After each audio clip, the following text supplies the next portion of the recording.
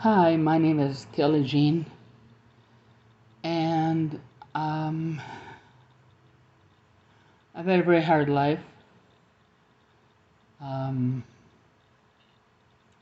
I'm not saying others haven't had it worse, but I'm not anybody else. I'm me, and I can only speak from my own experiences. Um, when I was born, I didn't uh, move.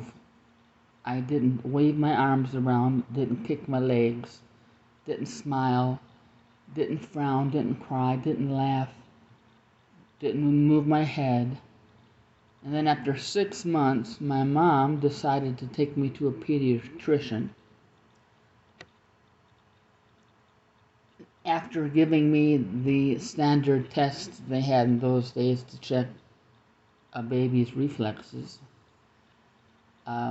he told my mom that I would be no better than an elevator operator. I'm 64, so I remember those days. Um, so, my mom treated me accordingly. She, if you wear a white coat and you have a title before your name and letters after your name, then there's no reason to question what you say. So I was abused physically, sexually, psychologically. When I was about 7 years old, maybe, I don't know, younger, I don't know. I was in the front yard with my family. My dad and siblings were in a small circle tossing a ball back and forth to each other. And my mom was standing on the front porch watching it. Because I learned a long time ago that I'm not a member of the family, I didn't take part in the game. I simply sat against the wall of the house, the outside wall of the house, and I just sat there watching it myself. All of a sudden, out of nowhere, a German Shepherd ran into the yard and um, just slammed into me, all 80 or so pounds of him. Um, when this happened, of course, I didn't know what was happening. All I knew it was something big and hairy, and the dog was biting at my skin. I felt like a rag doll, and just tossing me around on the ground, um, on my stomach, on my back, and while this was happening, my dad and siblings continued to play ball. And the most my dad ever did was turn his head not even a quarter of the way and to tell me to um, put yourself into a ball and roll around. It was as if I wasn't even worth his full attention, his full and urgent attention, first of all. he doesn't stop playing as he's telling me to do this. I'm 7 years old. And nor does he stop to, nobody stops to get the dog off me. I remember one time when, at one point when the dog had shoved me onto my back, I remember looking at my mom, and she had this very dispassionate look in her eyes and her face. And it was, at the same time, it was almost as if she was wishing the dog would do me in so she wouldn't have to put up with me anymore. Another thing is, all during my formative years, nobody ever spoke to me in the family, except to yell. But I never heard, the only person in my family who spoke with me was my grandmother. And the only problem with that is she did not speak English. She only spoke Italian. This meant that I was learning Italian before English. When she died, I was very scared, because even though she wasn't a lovey, touchy-feeling person, she did show me attention. She acknowledged my existence. And so often, during the evening meal, my mom and grandmother would be yelling English and Italian back and forth, and usually the arguments were about my grandmother trying to convince my mom that I'm intelligent. But when my grandmother died,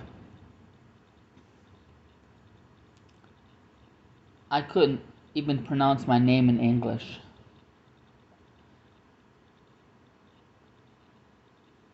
In the Latin languages, the L is very strong, and the Italian L is even stronger. I remember standing in front of the mirror for hours, practicing saying my name, because up until she died, I always heard my grandmother say my name like Kelly, Kelly, and it took me forever to practice the delicate English L. And when I would be doing this in the bathroom, I was 10 years old at the time. When I would be doing this in the bathroom, my family members would be in the kitchen, sitting around the kitchen table, just talking. And as I got older, I would think, well, what would you think if you have a daughter in the bathroom pronouncing words in English over and over again? Would that not, I guess it didn't mean anything to my family, but there were other sounds I didn't know how to make either. The TH sound was very difficult for me. I never knew where to place my tongue, because the Italian language does not have that TH sound. What saved me was the fact that I taught myself Spanish when I was in my, I think, 40s or something. And that's where I finally understood the TH sound, even though there is technically no TH in Spanish either. But there is a letter that is very similar to the TH sound, and that helped me to understand where to put my tongue when I said words with TH in them.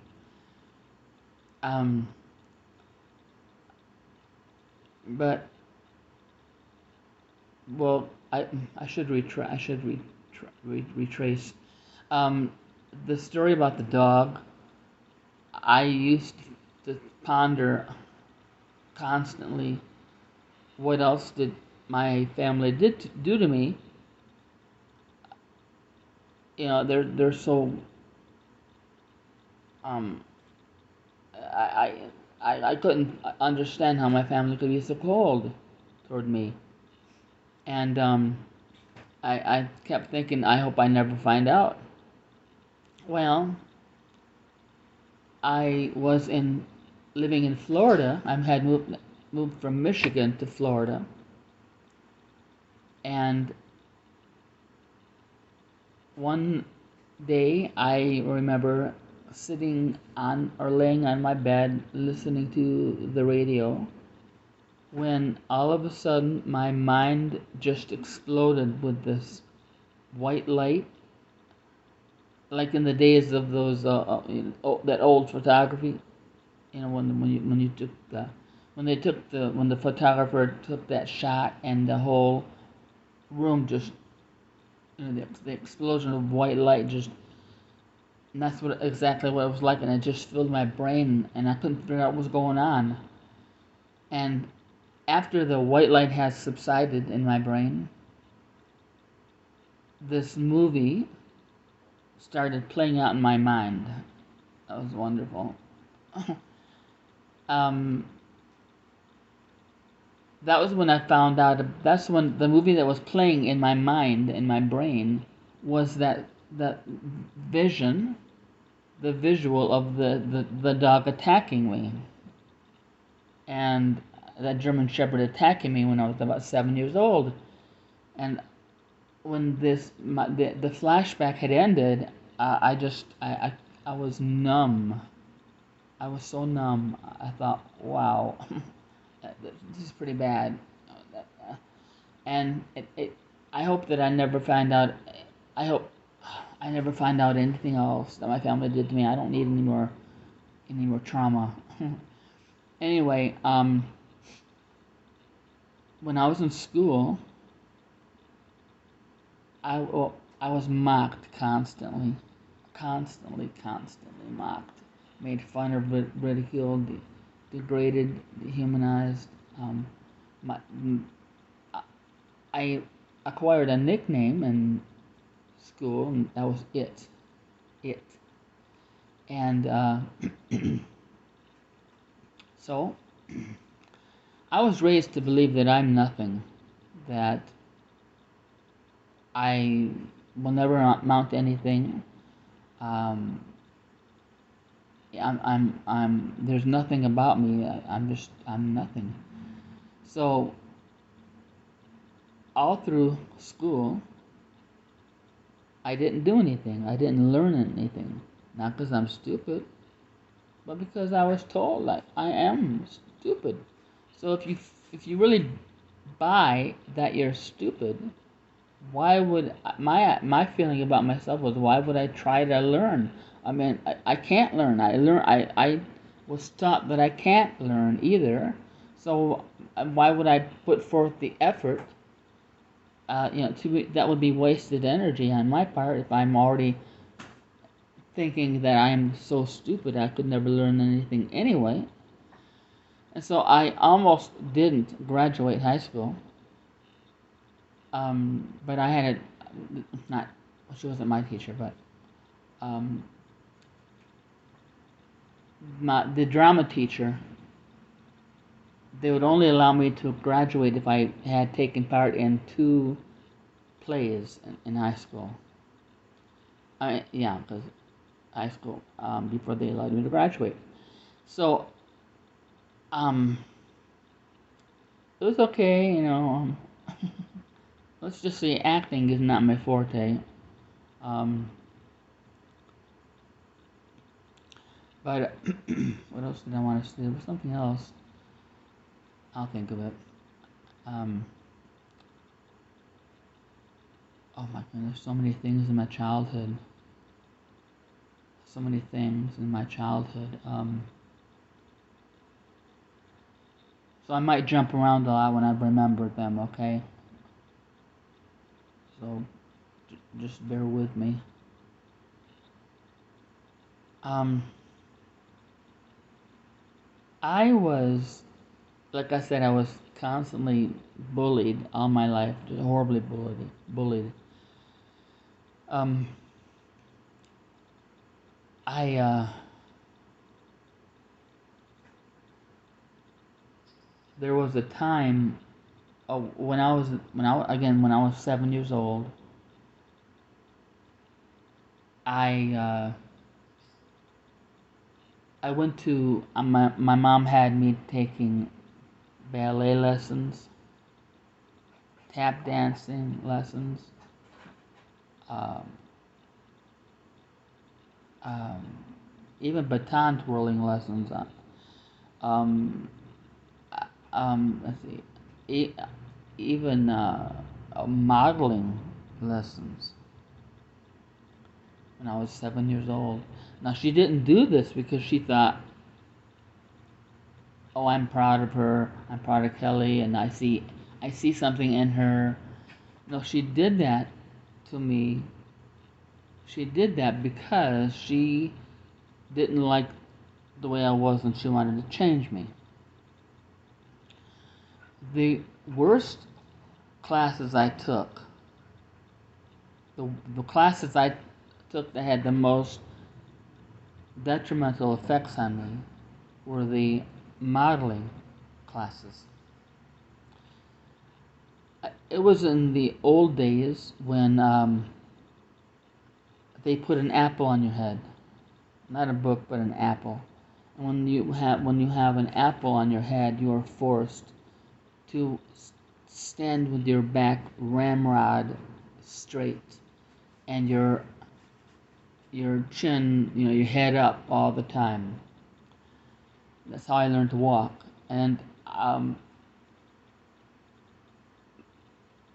the way models walk, people don't think about this, but the way models are trained to walk, if they are formally trained like I was, even though I never had a job modeling, but I was formally trained as a child to walk like a model.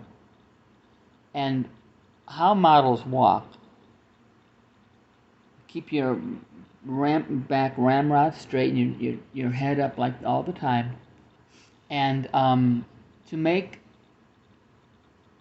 when you walk as a model, you are walking, you are putting you're leading with your hips. That creates a fluidity. That helps to create a fluidity. When you're down the runway, walking, wearing your clothes and all that, looking good for the people who are there. But because the only problem was this, that because I was taught at such a young age how to walk, um, like that, it meant that I couldn't turn it off. Most models, when they that you see, they're not taught at such a young age to walk, like that. So because of that, they can turn their walk on when they're on the runway and off when they're not on the runway. I was so indoctrinated in that way of walking. I walked like that all the time. Um, and that created a huge problem for me in life, all my life. But and then to add to it, here I am now. Okay, I'm 7 years old, walking like some supermodel, and but when I was 11 years old, I got my period. My cat's here making messes. I got my period, and what happened was it completely changed my body. At 11 years old, I had a figure that was 36, 24, 36. Now that that, on top of the way I was taught to walk, it didn't help me in life. It did not help me in life. Um, and then added on to that, my mom encouraged me to go to buy, whenever we went to the store to buy bathing suits every summer. She encouraged me to wear the sexiest string bikinis. Um, and I didn't know any better. I'm 11 years old. What do I know?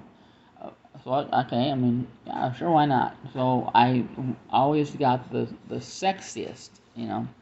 And then I'd go to the beach, and here I am walking, and because I was only 11 or 12 years old at this time, I was admittedly proud of my body. At the same time, it was a curse as well. But being proud of my body, I loved. Admittedly, I loved going to the beach and showing it off. I loved walking down the strip of park along the shoreline of the lake where the beach was. Uh, Um, and I love doing that.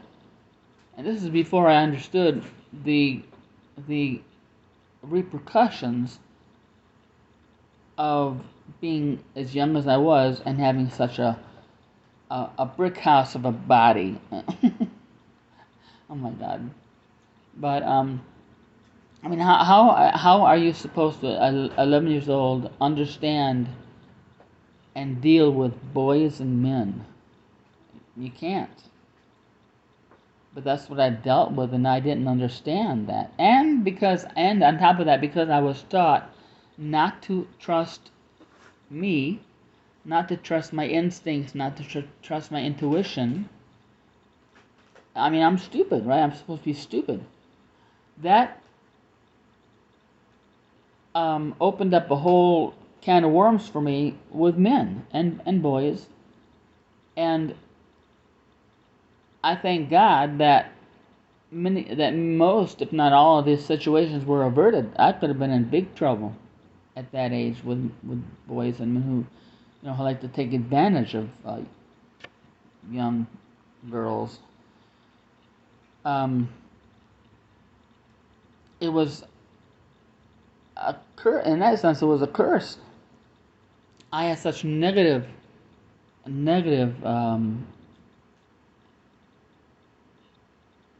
responses from people.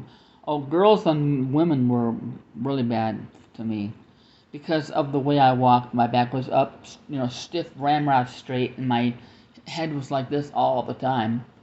I gave the appearance that I was a snob, stuck up, and so they gave me um, they gave me problems because of that all the time, and they're always mocking me, something, something. I was always mocked for something. Uh, um, Guys, as I got older,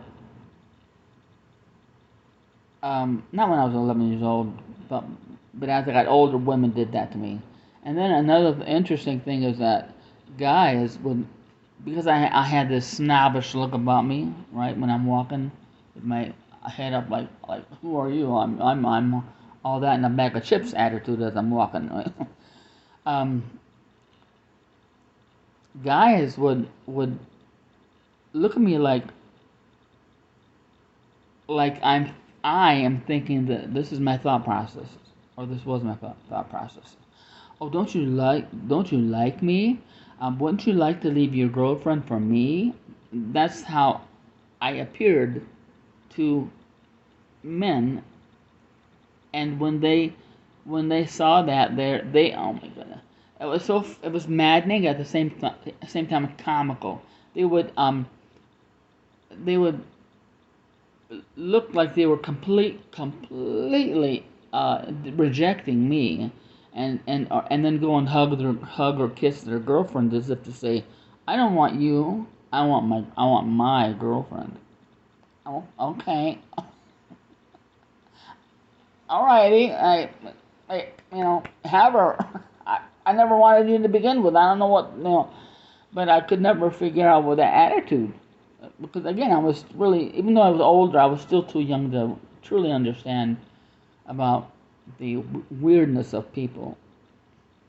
Um, oh, I forgot to mention, when during the course of my abuse, I also received multiple concussions, which means that I was never really, well, I can't anymore, period. I can't, even as a child, I I had problems with my emotions. I couldn't control them, and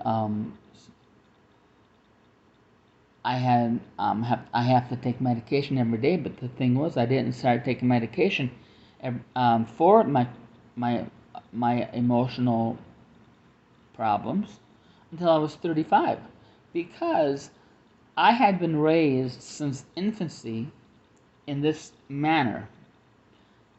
I thought everything was normal. It was normal. And when people would, as an adult, when people would point out you really should do something about your anger, and I didn't know what they were talking about. I didn't know what they were talking about. And so finally, somebody gave me an ultimatum and said, "And you have got to do something, Kelly, or life is not going to go well for you." So I did. I went to see a psychiatrist. He was a jerk. Oh my God. And I started taking medication. It didn't happen overnight, but eventually. But um, another thing too is that from because of the abuse and the way I remember when I was 15, I knew I had no self-esteem. I had nothing. I had nothing.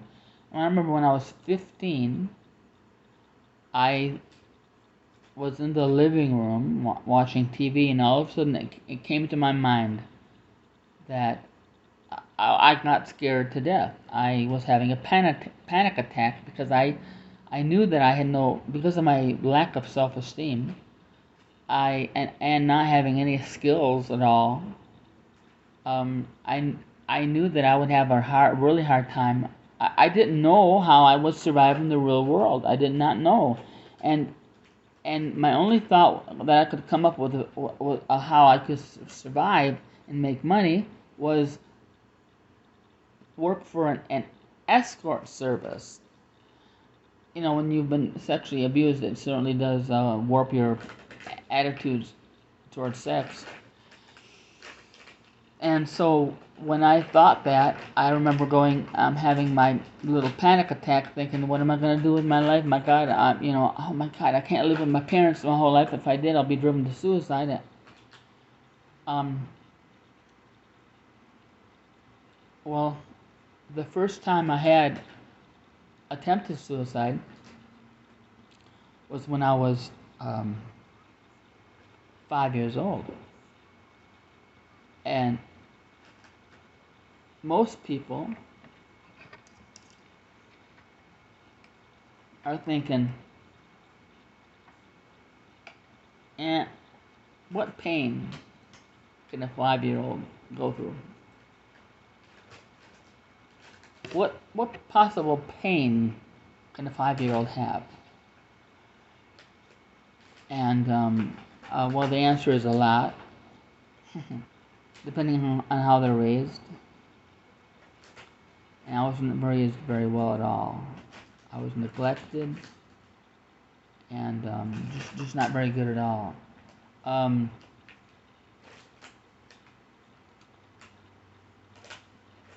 and when I was 13 years old, I had my IQ tested, and the the person who gave me the tests told me that I had, his words, not mine, a genius level IQ. And I'm thinking to myself, well, finally, and then I told my mom. She says, "Oh no, Kelly, that can't be. That's genius level." I'm, oh, thanks, mom. I didn't say that to her, but I'm thinking thanks for the encouragement. So, um, I remember thinking about the way I was raised. I'm sorry, not raised. Thinking about when I was born. Practically being comatose, right? And I'm thinking, how in the world could I go from a non-responsive infant to now I'm a genius? How can that be? You know. So I kept wondering and wondering how can that be? And when I was 61, I got the answer finally. And it I found out that I have Asperger's. And I like to tell everybody that Asperger's is not a disorder, not a disability. Um, but and that always now that explained everything. Why had so many problems all my life. When I first entered the workforce in the real world outside after leaving home, I was uh, I was fired from every job I ever had. Not because I'm an idiot, but I didn't know how to do my job. I was fired from every job I ever had because I'm different. And when you're different, you're not you create waves. You disrupt the ebb and flow of society. Oh, my cat. Anyway, and people don't like that. You're committing a cardinal sin when you do that. And so and people don't like different, and they didn't like me. Each job I had for approximately 4 years before management said, "Well, we've had enough. We're going to have to get rid of her," and that's what they did. But because when I was fired, I was never really set up um, for I never had anything really in the bank, to hold me over till the next job, which meant that I was fired. I was uh, homeless for 5 times. I think 4 times, and the reason well, I'm surprised that it wasn't more than 4 times because I think I had over 20 jobs, and um,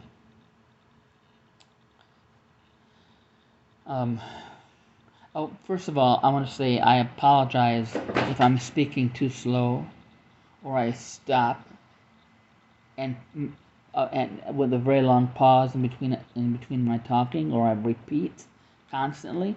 It's because the concussions have messed with my speech patterns when I'm talking, and that's what you're hearing. I hesitate in my speech a lot. I anyway. So that's what you're hearing. So I do apologize. I don't want to bore you half to death. But anyway, um, when I found out that I had Asperger's, I finally understood that this is why.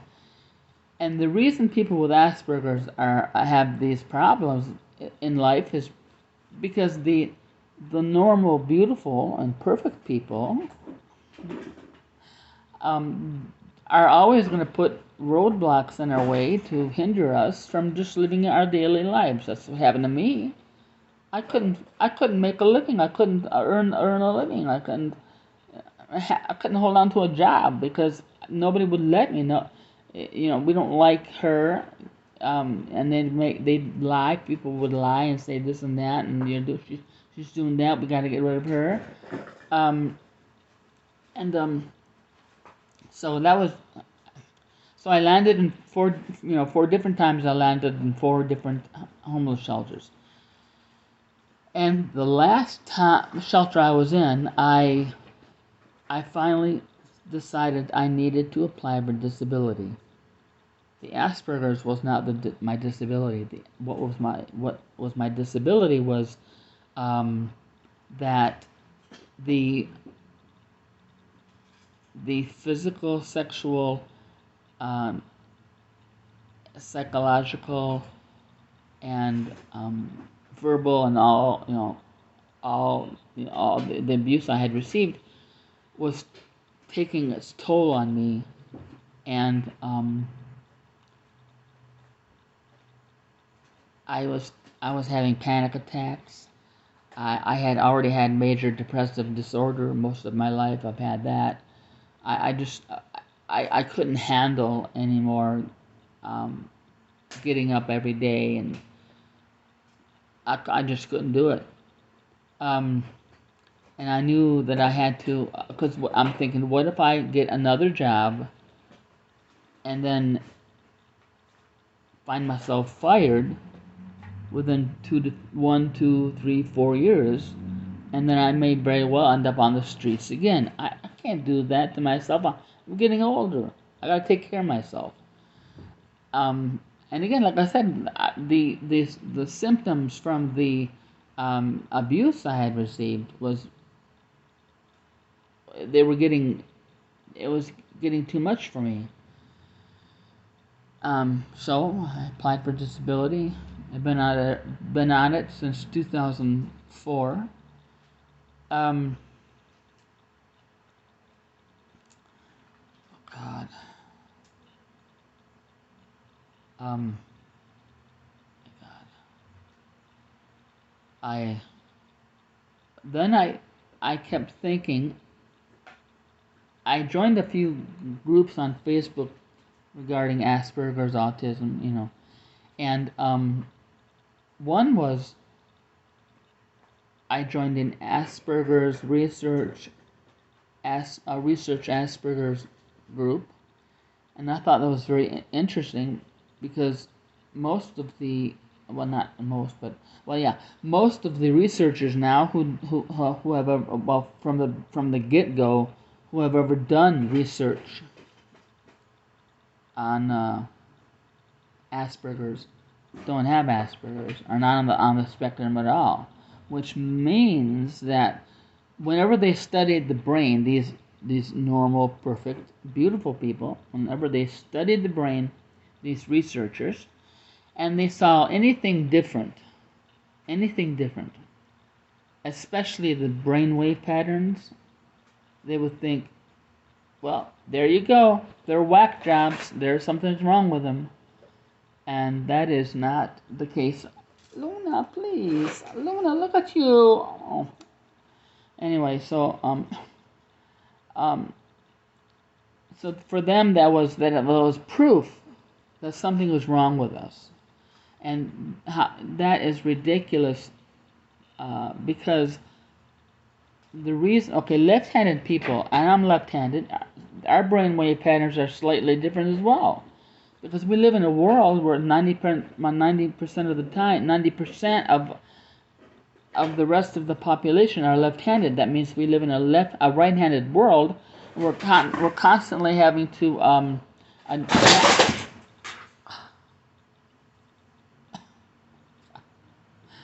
Oh my God. We're constantly having to adapt to a right-handed world. Now, me myself, we don't have to cognitively do it. Our brains are doing it for us, right? So that's why there's this constant activity between the two lobes, more so than of a right-handed person. So it's the same thing. So then, but if you can use that logic, then then left-handed, then every left-handed person in the world are whack jobs. We're all whack jobs. Okay.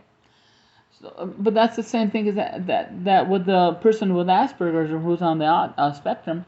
It's the same way. The brain has to constantly adapt to living in a world full of beautiful and normal people. uh, it's not. It doesn't mean we're retarded idiots. It means that our brains are simply adapting, and that's normal. You know, it's the brain's doing what it needs to do to survive and function. Um, so I was really, excited to join this group. And one time in the group, I mentioned I came up with a theory. I kept thinking about the time when I was born, and I didn't react to anything. And I finally, I, uh, I came up with a theory. First of all, before I explain the theory, when you are on the spectrum, your senses are 300 to 500 times more acute and stronger than the average person. Beautiful and normal and perfect people. Okay, get that straight. um, and because our senses are so much stronger, we are affected more deeply by things. So I came up with a theory as to why I was born that way, unresponsive to practically any stimuli. And this is a theory I came up with. When you are born, or what? Okay. First of all, you're in the womb, and you're surrounded by embryonic fluid, very warm, comfortable, cozy, and nice and tight and snuggly, and you have all your needs met in the womb. And all of a sudden, some force rips you from that environment. Okay? And she's having fun. A cat. It rips you from that environment, and so you're now okay now. So you're ripped from the fluid sac, and you're being pulled down into um, the um, uh, the birth canal. Okay. Now the birth canal is pretty tight, and so you're being squeezed through the birth canal, and I'm sure there are moments as you're going through the birth canal you can't breathe. You feel like you're suffocating. Okay, and then you have as you're crowning, you have a couple of hands touching, grabbing you and pulling you the rest of the way out, and then you have a whole new set of nightmare going on, and that is the bright lights. Um, People with Asperger's or on the spectrum, our eyes are very sensitive to light. How much more sensitive a newborn who's never experienced light. Okay, so here I am being pulled out of the womb of the birth canal, and I have the light. The light is just bombing my eyes, my brain and my eyes. And then we have the cacophony of noise. It's not soothing noise. It's everybody's um, maybe sometimes yelling, shouting, "Oh my God, oh my God!" If there's an emergency, we got, "Oh my God, oh my God!"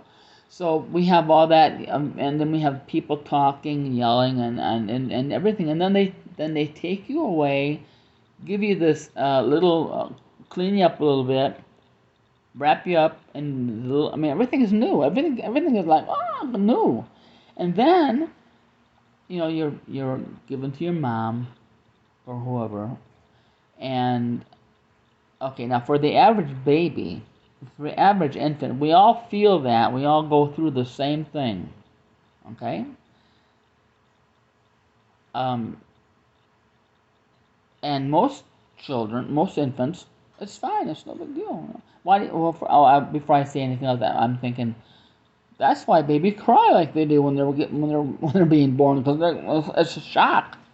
But at the same time that it is a shock, most infants um, survive it and recover quickly enough. It's no big, I mean, it's no big deal. But for those of us, at least for me, we don't. I'm not saying that all people on the spectrum reacted like I did when I was born, but I did, and it was it. Why I'm thinking the reason I was so unresponsive for so long is that my brain was still processing all that trauma that I had gone through. If you think giving birth is traumatic, imagine the baby going through all that, you know. And so it was a lot of trauma for me, and my brain was still processing the information, and it took it must have taken at least 6 months because, as I said, my mom didn't. I was 6 months old when I was still like that, so it must have taken me a long time for my brain to recover. And so that's why I'm thinking, because my mind was still in the process of recovering. I was numb. I was still numb and not reacting as a normal, beautiful baby, would. And that and then I got many of these researchers came out and said, you know what, that sounds like a pretty good theory. I think that you're right on with that theory. So I think that, yeah, I'm pretty sure that's why I was like I was. But anyway, I don't know what else to tell you. I just had I when I first left home, I didn't know how to communicate with people. Not because of my Asperger's, but because I was so browbeat all my life, all my childhood, all during my childhood, and I was told that I'm you're better than me. You're everybody's better than me. I'm nothing. So if you're taught that for 2.5 decades, well, you're not going to be too keen on looking people in the eye. It took me a long time to be able to look people in the eye when I speak. Um, Now, of course, I can, and I have been able to for many years. Thank you very much. but but I had to. I remember having to. I looked so naive and so stupid to people. They couldn't believe that I was at that age so naive and uh, apparently stupid, right? And so I I had to socialize myself, not re-socialize, because that implies I was all right before, and now and then something happened to make me a whack job, and now I just have to re-socialize. No, I had to socialize myself. Period, and that was extremely hard. That was probably the most Herculean thing that I ever did, because I didn't have any positive role models to follow. Um, I was Because I looked like a complete idiot when I left home. I was constantly, again, bullied at all. I feel like I've spent my whole life around high schoolers. I was bullied, teased. Oh my God, it was horrible. And the thing is, um, I was beaten and spit on by adults. These people are supposed to be more mature than me. But that is so that's that. But getting back to the Asperger's thing, as people with Asperger's, we're inundated every day with so much stimuli. We're constantly dealing with an overabundance of stimuli, and because our senses are so strong and acute, that after a while, it depends on the person. It depends on the person how long before they have a meltdown is what they're called, and meltdowns are they appear to look like they appear as um, tantrums. No, they're not tantrums. Tantrums are usually contrived manners of to manipulate an adult to get what they want, and if they don't get it, then they throw a tantrum, and sadly, many parents don't understand that, and they just give the child what they want, right? Um, Meltdowns look very similar, but they're not. Uh, Um, when I have a meltdown, I'm getting all the stimuli coming at me, an overabundance of sensations coming at me. When I reach a point, well, okay, think of it as energy. I'm getting all this energy, and when that energy is too much for me, energy cannot die. It cannot be created. It cannot die. Okay, so that means I have the energy that I have from the overstimulation that I'm getting every day. It has to go somewhere. It has to go somewhere. So when it reaches the peak, that's when I have a meltdown. Um, Meltdowns are necessary. Absolutely necessary. They're a way of it's the brain's way of rebooting itself, like you would a computer, so that the person having the meltdown can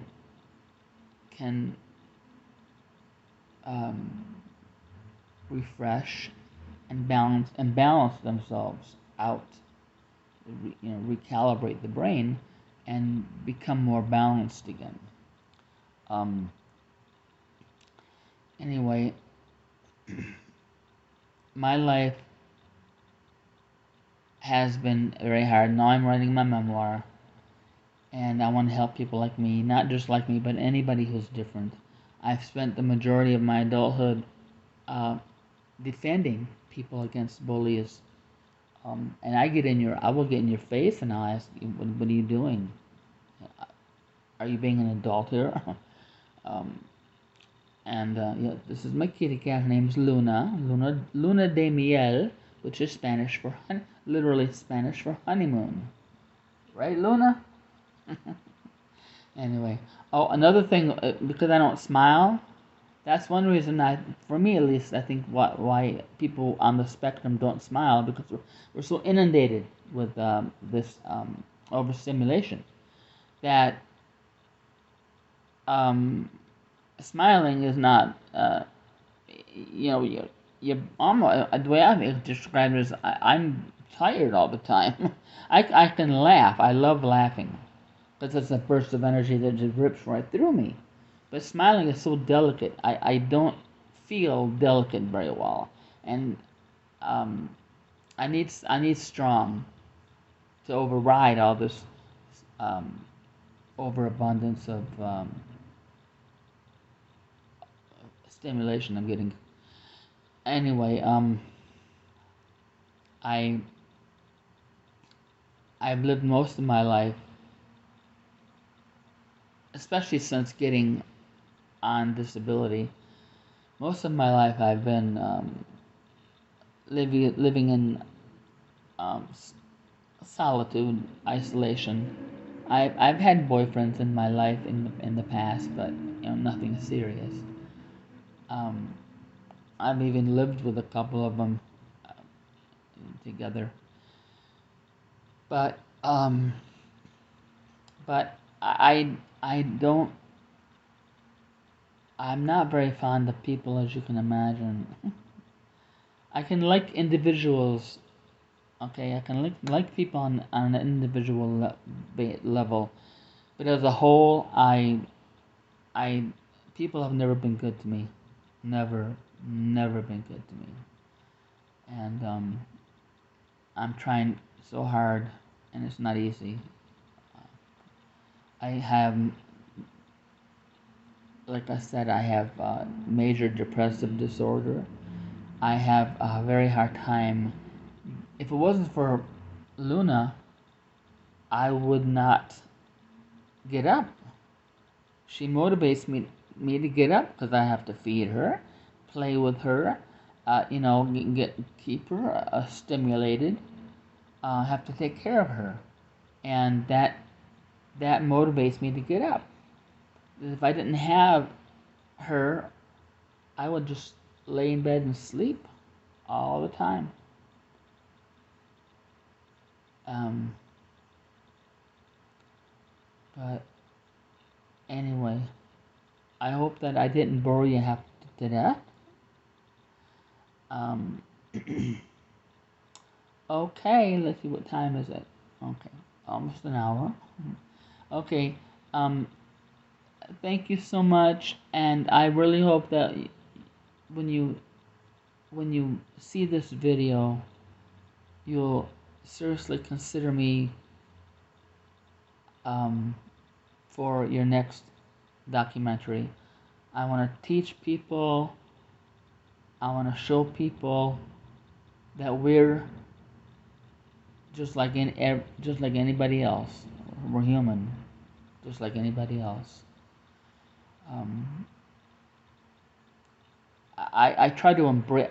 I mean, I've already embraced the fact that I have Asperger's, and I try to, whenever the subject comes up, I always mention I have Asperger's, because I like to, in a way, I like to, not for shock effect, but usually when I mention that I have Asperger's, people are like, oh, okay, and then that gives me an opportunity to talk about it a little bit, and we can talk about it, and then I want to show them that we're just like everybody else, just we're, we're, we're human. There's nothing really different, not that much different than the average person. But anyway, I do thank you for giving me this opportunity to leave this, to make this little video. And you have a great evening, and hopefully we'll talk soon. Bye bye. Trying to smile.